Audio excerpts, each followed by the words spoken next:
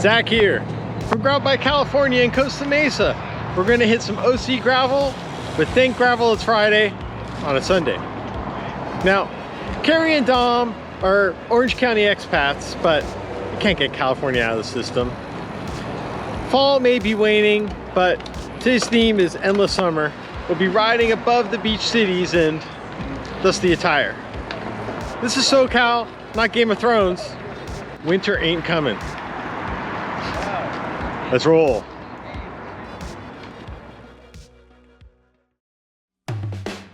The ride started out as Specialized Costa Mesa with an early opening to check everyone in.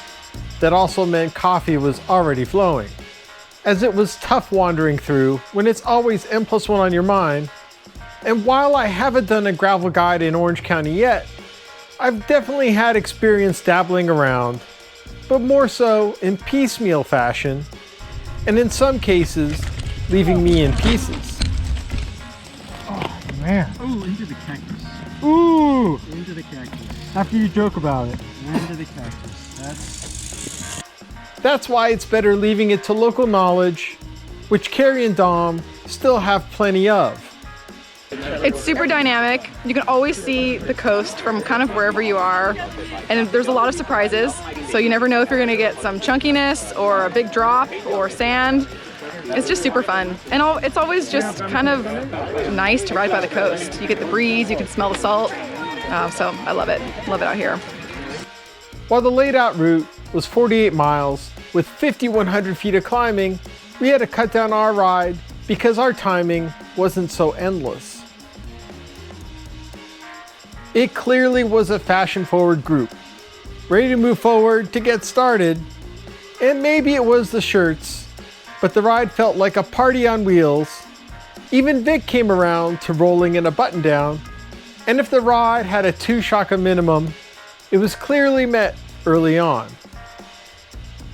Going downhill on Dover meant only one thing, that we'd be soon making it onto PCH for a crossing over Newport Bay, quickly sliding off onto Bayside Drive, not necessarily for the seafaring views that sure makes you want to hop on a boat, but a much calmer alternative locals use instead of the highway, as this ride had to turn towards the west, for a visit to the ocean being a requisite, as there was no way telling which season this was, leading us to a perfectly positioned stop where this long-reaching group would take a photo op, not hinting yet that the pace of the ride would soon change. As soon as we crossed PCH, it didn't matter what you were flaunting, but clearly the pace was picking up, which might have been a matter of positioning ourselves, heading into our first segment of dirt for the day, dipping onto the Gully trail that covers a playful 2.5 miles, averaging an adrenaline-injecting 3%, as the pavement had a funneling effect over the group, with some reasoning behind finding placement entering this path, being mostly of the single-track variety that only allows biking in the up direction, which is a clever edict with the speeds being thrown against the slight incline.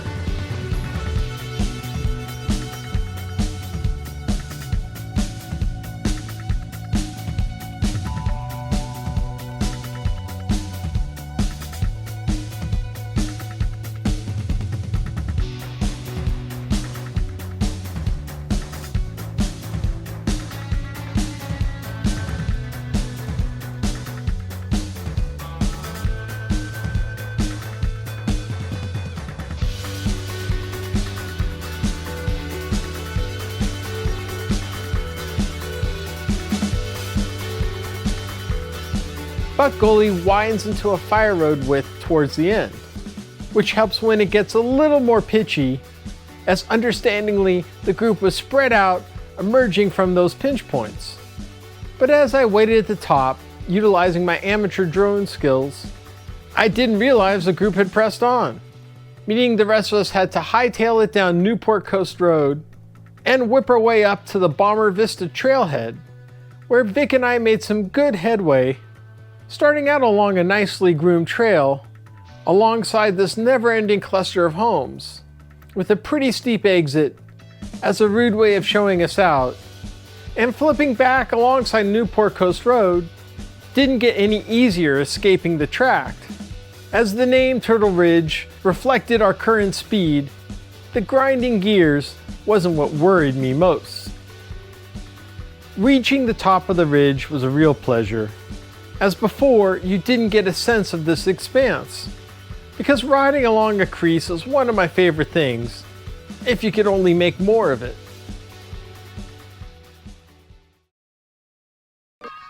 Going down the other side of this bell curve, I overheard mentions of Alpe d'Huez, likely for all the switchbacks. But with the brush, it was hard to have any perspective of it, meaning taking to the sky was my only hope.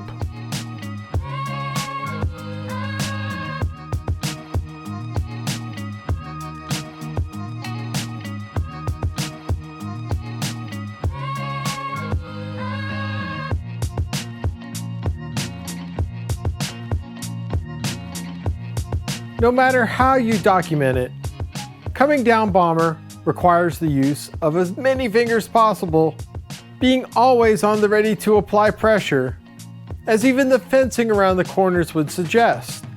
But the most important accomplishment is to finish this in an upright position, even pulling over for the occasional pause to give your hands some rest. But you might need to take another recess from riding, as I tried catching back on with this mile climb averaging 12%.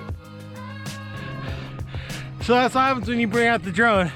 Go play catch up and unbutton the shirt.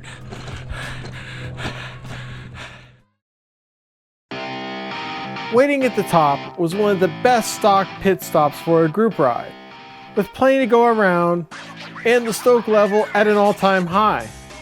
What would you say is the most difficult part about this ride? The switchbacks, the chonk, the deep ruts, the steep climbs, the steep descents, the loose corners. Are you just listing off every malady that's known to gravel? And mountain bike, yep. Okay. Yep. I heard that the next section, there's crevasses so deep there's elephants stuck in there. There is, yep. Do you have a helicopter to help us get out of here? Oh yeah, it's about $10,000 though. I have insurance. $10,000 helicopter ride.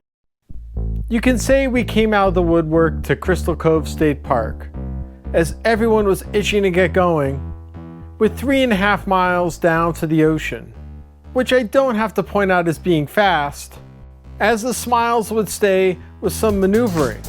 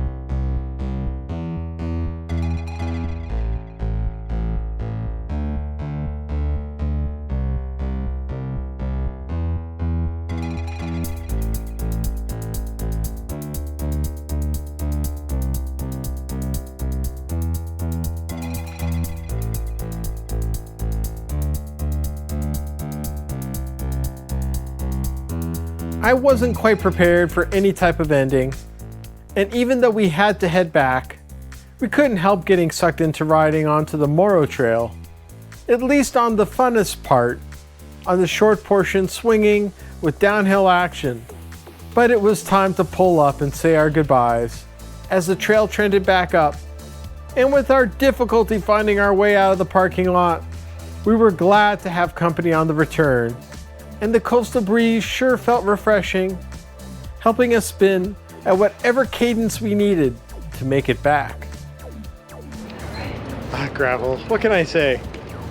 Another location, same great fun.